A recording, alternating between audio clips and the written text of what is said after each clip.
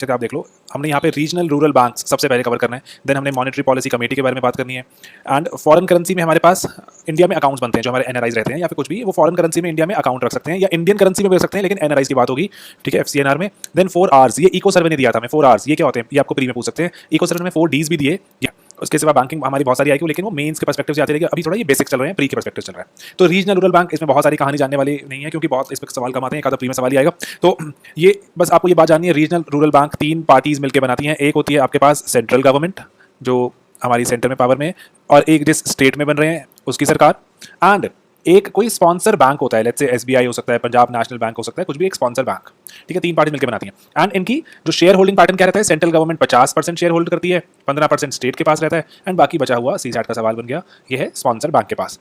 तो और लेकिन इन सभी जो रीजनल रूरल जो बैंक होगा, इसको रेगुलेट कौन करेगा, रेगुलेट तो आरबीआई ही करेगा, ठीक है जी, आरबीआई की ही रेगुलेशन है आपके पास। एंड जो कितना इंटरेस्ट रेट चार्ज करना है, थोड़ा सा वही है कि इंटरेस्ट रेट थोड़ा, क्योंकि एग्रीकल्चर और रीजन की डेवलपमेंट के लिए रूरल जगहों पर ही बनाए जाते हैं बैंक्स, इसलिए आरबीआई एक इंटरेस्ट रेट पे सीलिंग लगा देता है बस, कि आप इसके ऊपर इंटरेस्ट चार्ज नहीं कर सकते, ठीक है। एक सीलिंग लग जाती है on the interest rate charge by these regional rural banks, ठीक है। आगे बढ़ते हैं। तो monetary policy committee, monetary policy committee में अभी रिसेंटली ही बहुत कुछ तूफान मचा।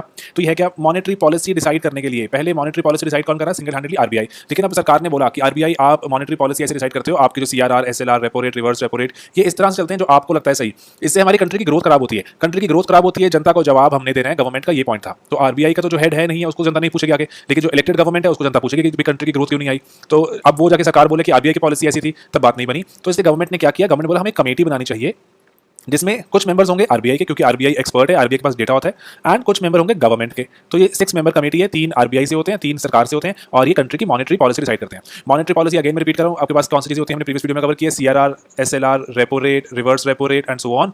तो ये बस पैसे की कीमत क्या होनी चाहिए, क्या हमारे देश का इंटरेस्ट रेट रहेगा। अगर इंटरेस्ट रेट बढ़ जाता है तो हम बोलते हैं कि it is a tight monetary policy, अगर इंटरेस्ट रेट घट जाता है, सस्ते हो जाते हैं लोन, तो हम बोलते हैं लूज मॉनेटरी पॉलिसी।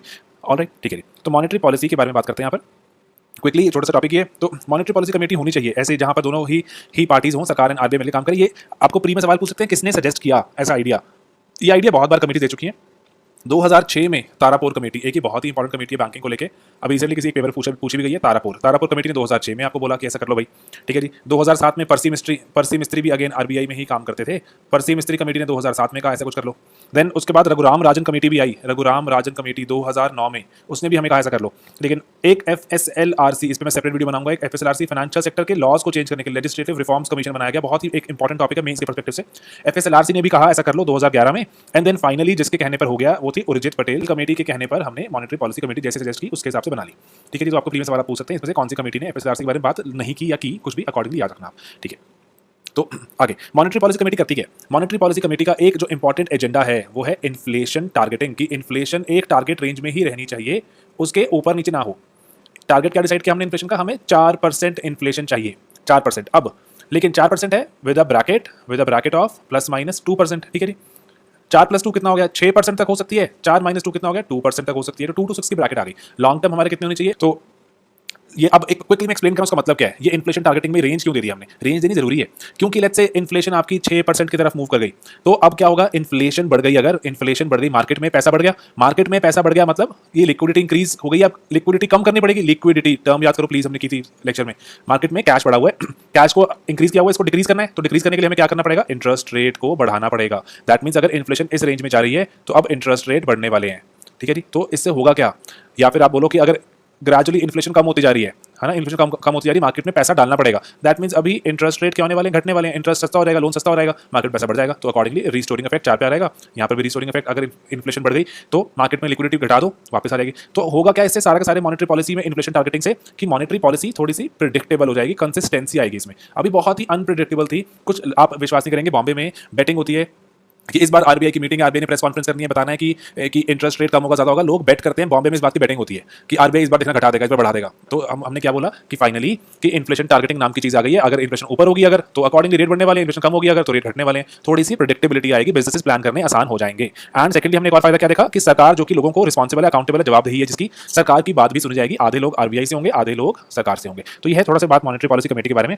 और बहुत कुछ जानने के लिए। तो और इसका मॉनेटरी पॉलिसी कमेटी का चेयरमैन कौन होगा, आरबीआई का गवर्नर ही होगा। छोटे छोटे सवाल है पेपर में आपको पूछ सकते हैं, RBI governor would be chairman. Next NBFCs. अब ये एनबीएफसी नाम की क्या चीज आ गई, एनबीएफसी की फुल फॉर्म क्या होती है, नॉन बैंकिंग जो बैंकिंग में इन्वॉल्व नहीं है, non banking but financial companies हैं, फाइनेंस में इन्वॉल्व हैं, नॉन बैंकिंग फाइनेंशियल कंपनीज। ये क्या बात बनी? अरे बहुत सारी होती हैं, बजाज कैपिटल आपने नाम सुना होगा, आपने कभी लोन लिया हो, जैसे किसके लिए, गाड़ियों के लिए, अपनी बाइक के लिए, टाटा कैपिटल, रिलायंस कैपिटल, ये बहुत सारे ऐसे कंपनी, दीज आर एनबीएफसीज।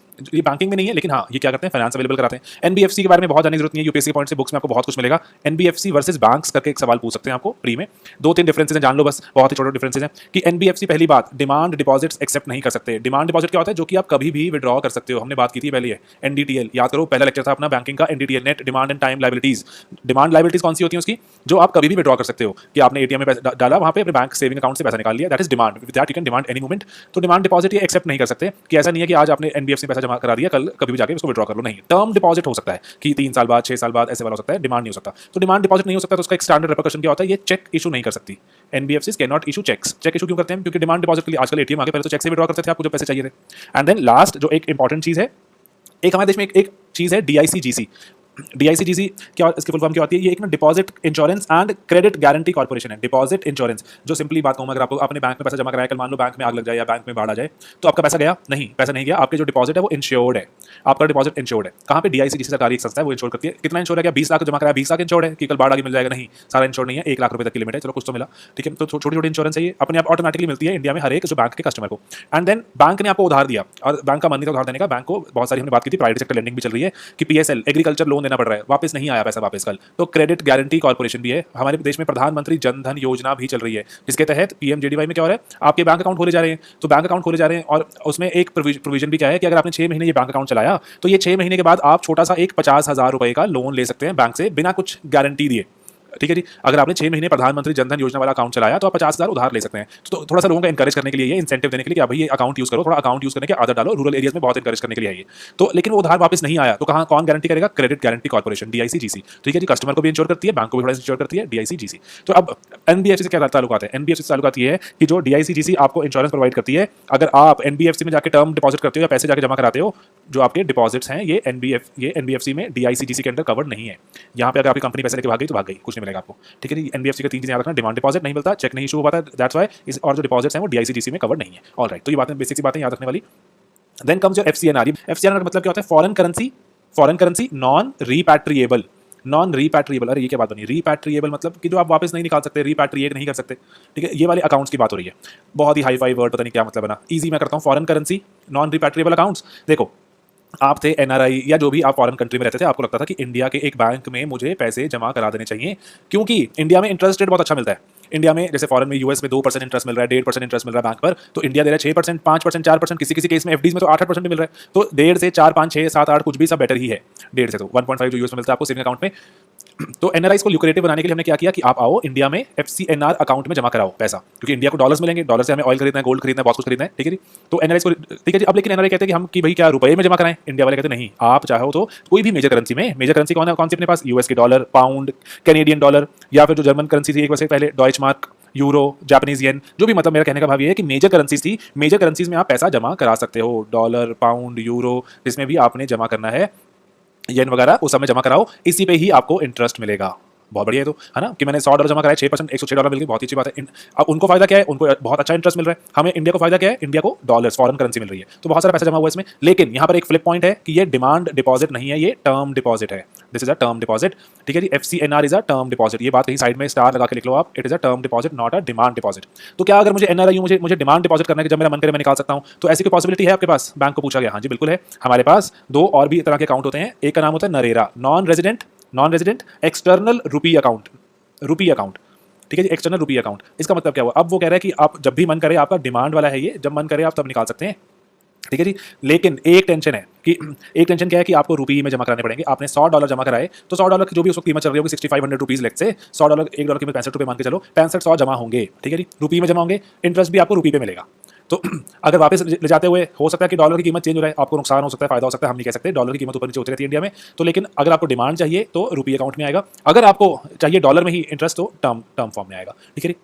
एक तीसरा अकाउंट भी होता है हमारे पास, उसको बोलते हैं non resident ordinary account, NRO account, ठीक है जी।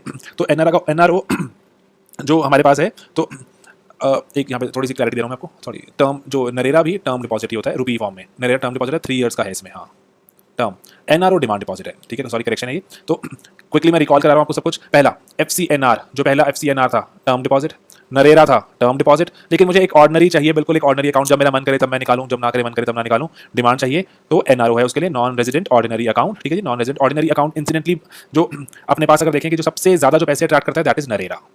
नरेरा सबसे ज्यादा पैसे अट्रैक्ट करता है, क्योंकि देखो अब ना आप सोचोगे कि भी पहले मैंने बोला भी यहाँ पर और रादर कि टर्म और डिपॉजिट में देखो, टर्म में फायदा क्या हो रहा है आपको कि आपको इंटरेस्ट भी अच्छा मिल रहा है, और किस पे मिल रहा है, फॉरेन करेंसी में। तो मैं क्यों मैं FCNR की बजाय नरेरा में पैसे जमा कराऊंगा? भैया कराओगे, क्योंकि लेट्स से आप कनाडा रहते हो एक इंसान, यूएस रहते हो एक इंसान, तो पूरा बाकी परिवार तो इंडिया में ही है। इंडिया में तो वो पैसे यूज करेंगे, they will not use dollars, they will use rupees. तो दैट इज वाई, क्योंकि कल देर सवेर 20 साल 5 साल 10 साल जब भी बाद आपको वापस इंडिया आना है, you would want money in rupees, तो उस वक्त आपको रुपी में फायदा चाहिए होगा। तो आप इसीलिए बहुत सारे लोग इंडियन जो एनआरआईज हैं वो इंडिया में पैसे जमा कराते हैं इन द फॉर्म ऑफ नरेरा। एक लेटेस्ट डेटा बता रहा हूँ आपको, $71 बिलियन इंडिया ने नरेरा में अट्रैक्ट किए हैं। टर्म डिपॉजिट 3 साल की इसमें टर्म है, रुपी में जमा होता है। ठीक है, ओके। तो अदरवाइज लेकिन अगर आप एनआरआई वापस आने का प्लान नहीं है तो आप FCNR में जमा कराओगे, डॉलर का पैसा डॉलर मिल जाएगा। अदरवाइज आपको दोनों सुविधाएं चाहिए, टर्म डिपॉजिट तो आप एनआरओ कराओगे। ओके कूल, इसको कहीं नोट्स में बना के रखना अपने पास साफ साफ सा, क्योंकि ये थोड़ा सा कंफ्यूजिंग एस्पेक्ट है। आपने लिखा होगा पेपर से एक दिन पहले देखकर जाना और वहाँ पर जाकर रिकॉल कर लेना, दैट्स इट। क्योंकि मैंने भी लिखा ही हुआ है और वहीं से रिकॉल करना पड़ता है, क्योंकि छोटी छोटी चीज़ें आपको रोज रोज नहीं, FCNR क्या होता है और नरेरा क्या होता है ऐसे बस लिख के रखना, एंड एनआरओ क्या होता है, ये है आपका FCNR is term deposit, this is term deposit, this is demand deposit, मतलब बोथ जैसे मन करे आप कैसे जमा करा सकते हो। ठीक है जी, FCNR डॉलर टर्म में होता है या फिर मेजर करेंसीज में, ये रुपी टर्म में है, ये भी रुपी टर्म में, बस स्टैंडर्ड, दैट्स इट। ऐसे बना के रखो and will be amply clear to you. सबसे ज्यादा पैसा किसमें आता है? सबसे ज्यादा इसमें आता है, $71 बिलियन इंडिया ने रिसेंटली रिसीव किए। Okay next, moving on. 4 hours नाम की क्या चीज़ आ गई भाई? अपने इको सर्वे में दिया गया कि अगर आपको NPAs नाम की चीज़ तंग करती है, बैंक्स को बोला गया तो आप 4 आवर्स करो। 4 आवर्स में पहला क्या था? रिकग्निशन। भाई कहते पहले रिकग्नाइज करो कि जो अगर बैंक जो थे वो रिकग्नाइज ही नहीं करते, उनके पास NPAs हैं। बैंक कहते नहीं पैसे आ जाएंगे वापस, 100 करोड़ उधार दिया हुआ है, देखना 90 तो वापस आएगा ही आएगा। तो RBI ने थोड़ी डांट लगाई, RBI ने बोला कि ढंग से रिकग्नाइज करो, आप मुझे एक्जैक्ट बताओ कि कितना पैसा वापस आएगा। 100 करोड़ में से आपको पता है 90 वापस नहीं आने वाला, आप मुझे एक्जैक्ट फिगर दो, पहले एक ट्रू रिफ्लेक्शन करो कि कितना आपका पैसा वापस आ सकता है। ठीक है जी, बेस्ट या फिर जो आपकी जो क्लोजेस्ट ट्रू वैल्यू है वो निकालो, रिकग्नाइज। ठीक है जी, ओह अच्छा, बैंक को लगा कि डांट पड़ गई, तो 100 करोड़ में से मेरे को 40 ही वापस मिलेगा। ठीक है, अब RBI कहता बात बनी, पहला आर हो गया। देन RBI बोलता है कि आपने डिसाइड कर लिया कि देखो 40 ही वापस आने वाला है और बैंक को जो आगे लोगों को उधार देना है उसमें तो पैसा कमी हो जाएगी, तो अकॉर्डिंगली मेरे पास कैपिटल का लॉस हो जाएगा, मेरे बैंक के पास कैपिटल नहीं होगा आगे उधार देने के लिए, कोई और नया कस्टमर आगे खड़ा होगा तो कैसे उधार देंगे? तो बैंक बोलते हैं जब आपने ट्रूली रिकग्नाइज कर दिया उसके बाद आता है आपका नेक्स्ट स्टेप कि अब आप सरकार को बताओ कि आपको कितना कैपिटल चाहिए ताकि आपको रिकैपिटलाइज किया जा सके, रिकैपिटलाइजेशन, क्योंकि आपने एक बार ट्रू बता दी वैल्यू कितनी आने वाली है, अच्छा जी इतना शॉर्टफॉल होगा आपके पास, अकॉर्डिंगली आपको ट्रूली रिकैपिटलाइज किया जाएगा। एंड देन उसके बाद आपने जब ट्रूली रिकैपिटलाइज कर दिया खुद को, तो अगला आर सेज रेजोल्यूशन। रेजोल्यूशन का मतलब क्या हुआ? जो आपने जो प्रीवियस NPAs उठाए हुए थे, जो कि आपने अभी देखा कितने वापस आने वाले हैं, उसको आप रिहैबिलिटेट करो, मतलब यहीं पे लिख रहा हूँ, या फिर सेल करो, जो भी करो।